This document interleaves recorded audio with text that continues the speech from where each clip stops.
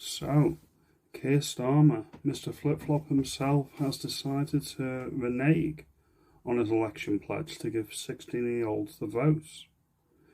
I'm not surprised. There's going to be a lot of precious children that are surprised, but I'm not one of these people that will be too bothered about it, to be honest. But it's interesting, and it shows you that you can't trust any politician, really. Why would Labour backpedal on this? Why would they do that? If children are more likely to vote for Labour, why would they backpedal? Why would they also all of a sudden not want proportional representation when allegedly they wanted that at the last Liverpool conference? They were all for that at that point as well.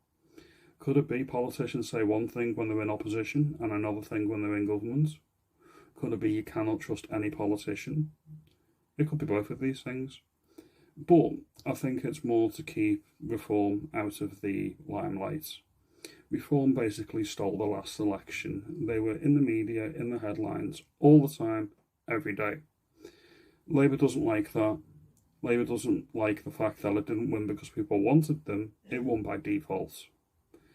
What I would say is, as well, is that if you look at the Labour Party, they're not inspiring.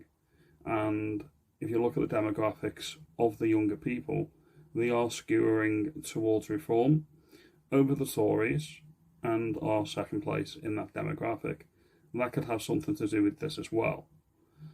Keir Starmer actually has a law that's been passed through, and it was done under the last Labour government, if memory serves. And the law is specifically there only to protect his personal pension. That is our current Prime Minister. He's got a law that actually protects his own pension. That's an outrage in itself. But are you surprised that he's not giving children the vote? As I say, I'm not. Personally, I don't think children should get the vote. I don't think they should be taxed either. There is an argument for no taxation without representation.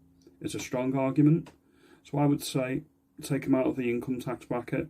If you've got any children, let them have the first year or two working with no taxation. If they're not getting an elected official, they shouldn't have to pay tax. Those are just my views. Your mileage may vary. If you like this video, give it a thumbs up, comment below if you think I'm wrong, and think about subscribing. You're going to enjoy this channel. I think you will anyway. Thank you for your time.